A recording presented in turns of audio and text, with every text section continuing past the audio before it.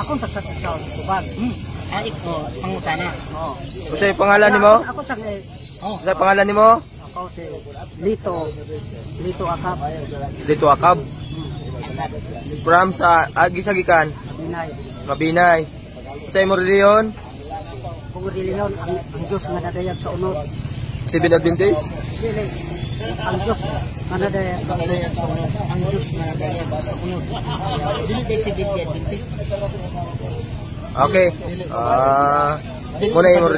Muna imo reliyon. Wa man ko pagbato na ang bibigay reliyon. Okay. Unsa gani imo pangutana? Ang number 1 nga pangutana na ana na ko ni address nga 100% ba ang pagtuo sa Bible sa Christian o katunga ra ba? Pagtuo nga, unsang pagtuo ha? Pagtuo sa nagsulat. Ang sinulat, tuuhan nga pulong sa Diyos or tuhuan nga pulong sa tao? Pulong sa Diyos. Ang pangutana, igsoon, I will repeat ang question. Nga ang tanong ho, ang Biblia baraw, paniniwalaan ko baraw 100% na ang Biblia ay salita ng Diyos. Ang sa akin, mayroon akong paniniwalaan, mayroong hindi. Hindi ho 100%, hindi rin 50%. Bakit? Kasi kung ang Biblia ay salita ng Diyos, marami sa Biblia dagdag bawas. At mayroon maraming mga contradiction, maraming yugyugan, intercourse, ang dami dyan sa Biblia. Injusticia, nandyan sa Biblia. Failed prophecy, ang dami dyan sa Biblia. Paano natin paniniwalaan? So, mayroon akong paniniwalaan, gaya ng si Adan. Si Adan, ang unang tao, paniniwalaan ko. Si Abraham, ay righteous man, paniniwalaan ko yun. Pero yung nasulat dyan nga, si Lot, yung yuyug-yug niya ayang anak na si Lot, hindi na ako na paniwalaan. Kasi si Lot, God, propita, God. Paano ko paniniwalaan nga, kidjud-kidjuran niya yung anak? I don't believe na totoo yan. Sige pa, son. Katupad, doon na ang gituhan mo sa Bible, doon ay mali na, doon na boy, sakto. Oo, tama, correct ka. So, correct. Na ay mali. Sakto, na ay mali. Ang example, ang sa mali. Sample sa mali. Sa Biblia, sa Genesis 6, versikulo 6 of 7, ang Diyos nagsisisi. Si Bisaya pa nagbasol. Sa English, repented. That He had made man. He had made man. Naghimo sa tao. Tapos nagbasol siya. Nga naman, kay ang tao, gumikan sa pagkadautan sa tao, nagbasol siya. Nga naman, ikaw Diyos, wala di ka kahibalo nga maghimog dautan to ang tao. Gagawa ng masamang tao. Hindi ka ba hindi mo ba alam? Bakit ka nagsisisi? At sabi pa ng Diyos sa versikulo 7, papatayin ko lahat ang tao at mga hayop dahil nagkakasala sila sa akin. Kung ganon, ngayon nagkasala, papatayin mo pa rin. Anong klase kang Diyos? Hindi mo alam yung nilikha mo, magkakasala. Bakit patayin mo ang hayop? Isama mo ang hayop, nagkakasala ba rin ang hayop? Anong klaseng Diyos yan? Nasulat yan sa Biblia. Genesis 6, kapitulo 6, versikulo 6 og 7. Hindi tayo, tanong pala ay. Ato palahi ko sa Christian, bungkos ang pagtuo sa Bible. Pero sa ako ra, ako nanunod na. Sa ako ra, ang akong sundon sa Bible, katong mga buhat nga mga maayo, sa mga maayong tao. Pero sa mga buhat, sa mga tao na tadi ko musunod dito. Okay, ako po, na-comment po ko. Tayong mga tao, paano natin malaman mali at tama? Dahil sa ating sarili, tao tayo. So, ang magsabi nga ito'y tama, ito'y mali, ang Diyos, yung sundin natin. Pero ngayon, mayroon bang nagsabi sa Biblia nga ang ginawa ni Lot mali? Tayong nagsabi, ang ginawa ni Lot mali. Pero si Lot pa nagsabi na mali yung ginawa niya. Wala kang mabasa sa Biblia nga mali ang ginawa ni Lot.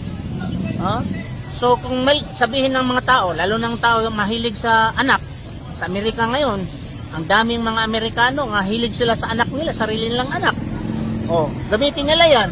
Gagamitin nila yan. Sa Biblia nga, si Lot ginamit ang anak niya. So, tayong tao, hindi pwede gamitin natin ang isip natin tama or mali. doon natin gagamitin sa utos ng Diyos. Pag sabi ng Diyos, ito ay mali, ito ay tama, doon tayo, hindi sa sarili natin. Sa lain question, Rodek. Kanang sabat nga ipapahulay. Kaya katunga sa Bible, inyo man tuwa na katunga dili. Ito mo anang sabat nga kapitid. Mao nga anang ipapahulay sa Panginoong Diyos. Una, ang Diyos na nagpahulay, hindi kami naniniwala, nagpahulay ang Diyos.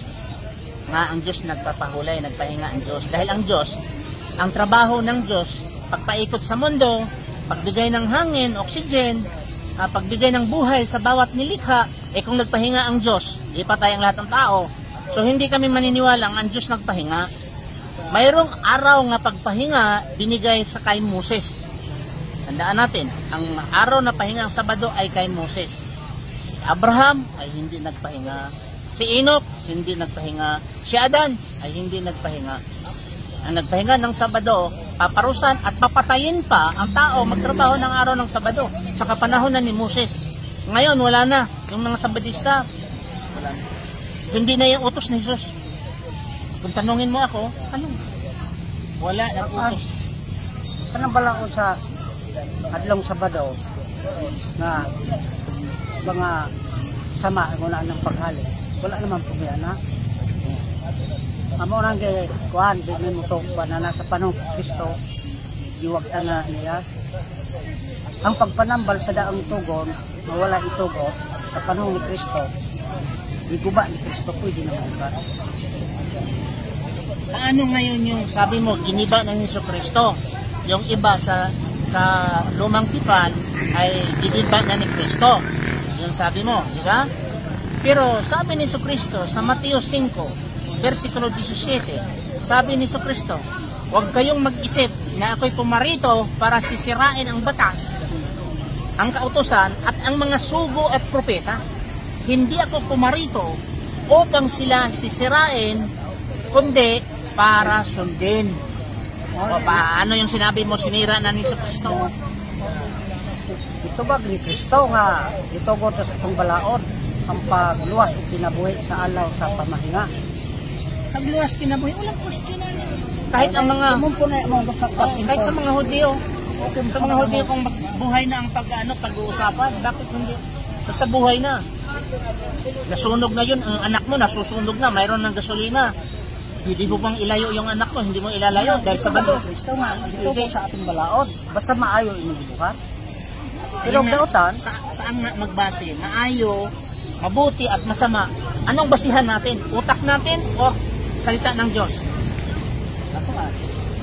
Pag mo ni Kristo, gitukot sa balaod ang pagluwas o kinabuhi sa adlaw sa pamahinga, dili supak sa balaod. Gitugot. Ay, sa mga Hudyo, basta buhay ang pag-usapan. Kahit sa mga Hudyo hanggang ngayon, mga Hudyo, basta buhay ang pag-usapan. Makipagyera nga sila sa araw ng Sabado. Pinapatay nga nila mga Muslim sa Palestina araw ng Sabado. Binubumbahan nila eh. Kasi mga terorista raw. Ang mga Israelis, hanggang ngayon binubumbahan nila. Sabado, dinanatan nila. Kasi sabi nila, terorista raw. Okay, disulong mo po nila Sabado. Isulong po nila Sabado sa buntag. Kaya atol man nila panimba.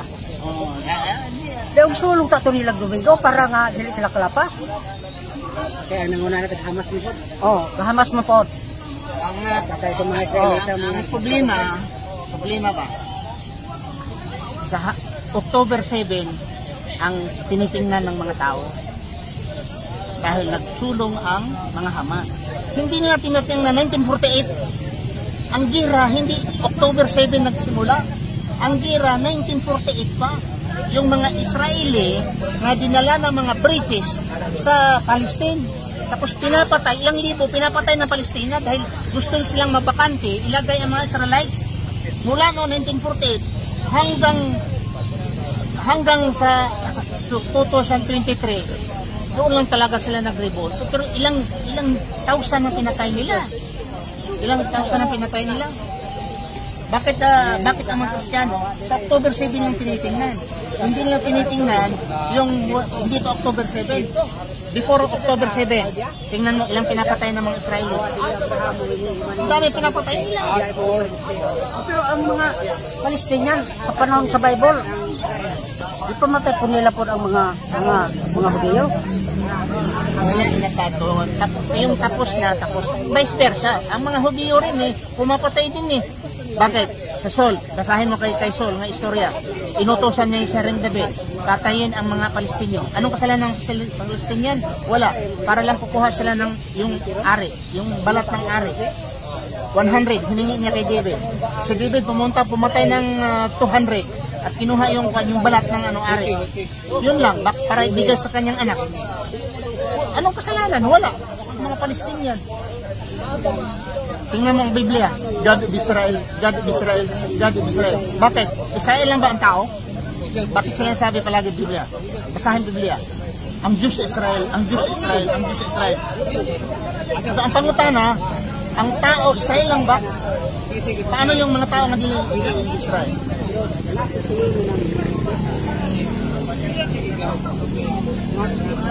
Okay. Okay, pangutana? Wala na po ako yung brother.